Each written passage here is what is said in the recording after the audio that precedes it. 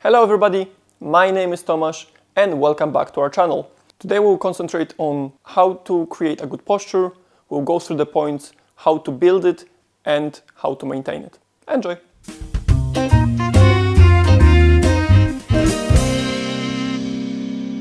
As you see, we have our guest again coming with us, Richie. I'm not sure if he's interested about the good posture, but it's always nice to have him with us. Posture is a vertical alignment of your spine in relation to the floor. Now, a good posture is the one that is as long as possible and always aligned in 90-degree angle towards the floor. So if I stand sideways and show it, for example, that will be a good posture, but maybe not angled 90 degrees to the floor. That will be a little curvy posture with dropped back. That will be where my hips are going backward. And of course, there's many examples of bad postures. But in general, when we talk about posture, we start at our hips and finish with the top of our head. So firstly, a good posture is crucial for our body mechanics. By having correct posture, we use much less muscle strength, our joints wear off much less, and generally we are less fatigued and tired after the dance. Second point, good posture makes us look good and confident. So it makes us look positive, it makes us look confident, it makes us look open, it makes us look presented. And all that is happening from good posture. And number three, especially in ballroom dancing, good posture is the key that allows us to actually dance together in a couple comfortably, because only by having two people with good posture, we can connect with no problems and shift two bodies as one across the floor. Now let's talk about the body blocks, because good posture consists of the correct alignment of four major body blocks in our body. Now the four body blocks are hips, chest, shoulders, and head. Now all those 4 points have to be correctly aligned in relation to each other to create a vertical line of your spine. Okay, so let's show you a good posture. When I stand sideways, first of all, in a normal life, our balance should be in the middle of our foot, right? So now if I drew a line that is vertical to the floor, when I have good posture, 4 points should be connected. The middle of my ear, middle of my shoulder, middle of my hip, and just in front of the ankle bone. So hopefully now with the line on my spine, you should see that those points are connected. I will now demonstrate with the same line that if I just drop my chest, everything shifts, right? I can only, for example, angle my hips, and again, everything will shift. I can just move the head forward and everything will shift. So having those 4 points aligned vertically will guarantee us the looks of good posture. Of course, remember that it's for the majority of the people. We are all built slightly differently. So for some of you, it might be not possible to get it exactly in line, but we are all just trying to get as close as possible. And of course, it will be easier for some people and harder for the others. Okay, so now back to the body blocks. If I stand sideways, we have to check 4 major things. So first of all, we have to make sure that our hips are parallel to the floor. So notice that some of you will have hips angled forward and some of you will have hips angled backward. And to be honest, the backward one is the most common one, especially for ladies, because of the position, right? So make sure that whether you're a leader, follower, man or lady, your hips are parallel to the floor. Now the second one is your chest. Because we sit behind the desk most of the times, we tend to relax our chest a lot, and that's how our posture feels comfortable in, because actually the shape of the spine is a curved S rather than a straight line, which means that is a very comfortable position for us. But for dancing, it's not the best one. So what we have to make sure is to pick up the chest and make sure that the top of the chest falls on our toes, not on our heels, right? So first, hip parallel, second, chest presented forward. Now the third body block are our shoulders. And now the shoulders can be either moved back forward in front of our body, that can be pinched backward behind our body, and it can be somewhere in neutral position, and that's exactly where we need them. Now the last body block, and that's I think the most visible that we can all see ourselves whether we do it correctly or not, is where the head is. And now remember, with the head, it's not just the head position, but it's also the head alignment.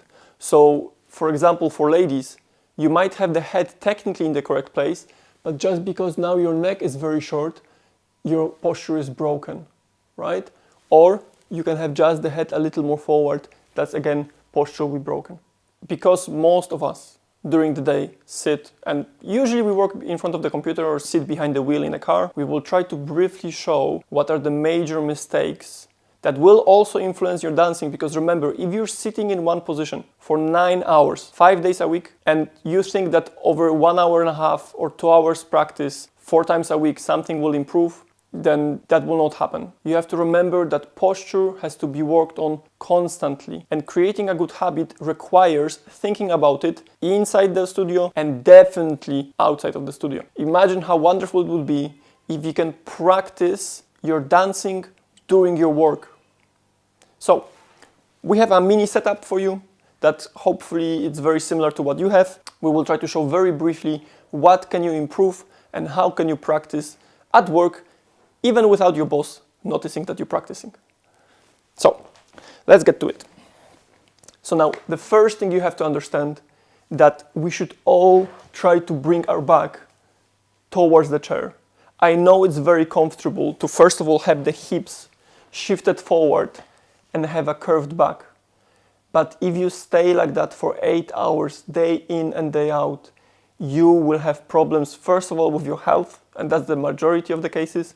And the second of all, it will not be easily fixed in the studio. Because in the studio, we have so many other things to think about.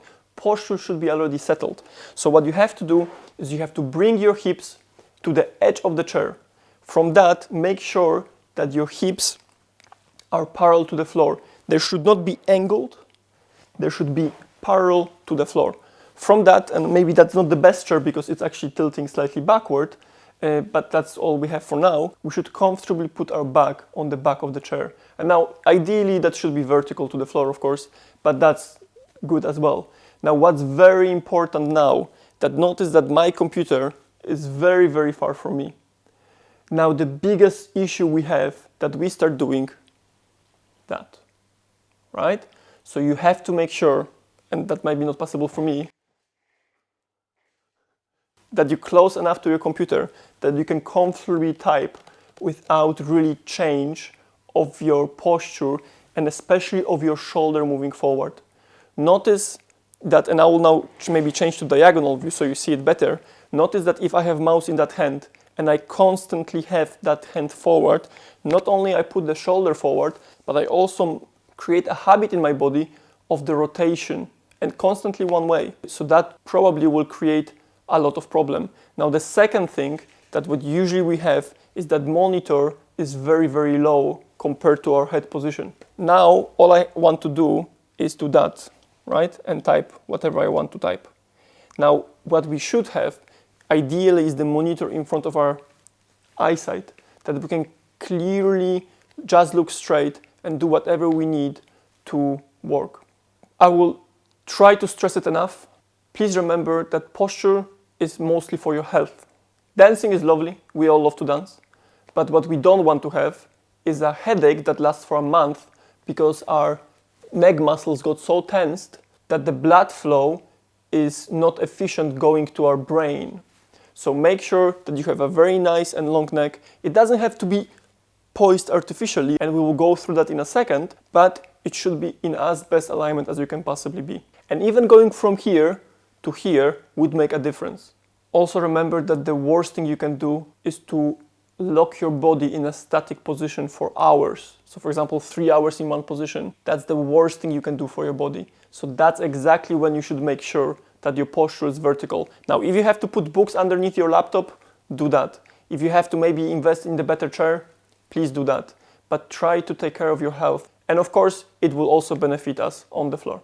Now, another very important point when we talk about good posture is that posture should not be held, it should be pretty much maintained. So a good posture is just a correct alignment. We shouldn't put 100% of the muscle effort to try to stretch it as long as possible. Why? Because good posture is alignment of your spine. Now, spine is a set of bones. We cannot stretch a bone. We can only stretch a muscle, which means that we only have to put it into correct places, almost like a tower of blocks. You cannot make that tower longer. You cannot make that tower shorter. You can only put the blocks in a straight line so they can create the longest possible picture you can achieve. And then you should always try to be aware of that correct alignment. The more muscle tension you use, the more locked everything will be and the more restricted your body actions will be. So remember, good posture should give you the most freedom in your body, should give you the maximum relaxation because all the muscles that can be relaxed will be relaxed. And now I can turn the body fully, now I can sway the body fully, now I can breathe, I can hold my arms in a relaxed way. That will all be possible, and it starts with your posture. Now, when we talk about improving your posture, and this is tricky, especially in the beginning, because a muscle fatigue and feeling uncomfortable are not exactly the same things. And there is a method called Alexander technique that is very good to improve your posture. It actually describes how can you improve your posture in a very simple ways during your day, not in the dance floor, just through life. And what it says, that every change of your posture will be uncomfortable in the beginning. And for a person coming from that position, to put them straight, they will feel back-weighted. But if you put them in front of the mirror, they will look straight.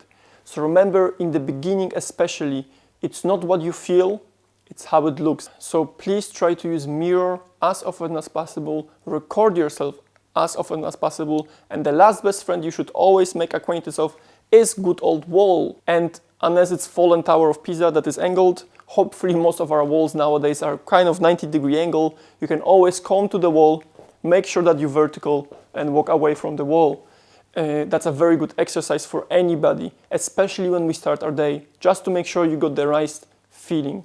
One of the best ways we found personally that helps us to put our posture into the correct place before, I would lie if I say every practice, I would say every dance, every single time we take a hold, I'm trying to do that exercise. So I will stand sideways to show it better. Try to relax your knees a little, hold your head very gently and pull it very slightly upwards. If you're in that position and you pull your head slightly upwards, it should get you into the correct alignment. And of course, in the end of the day, we still have to poise the body and create the shape, but that just gets you into very good postural line. And remember, good poise, so shape, comes from good posture.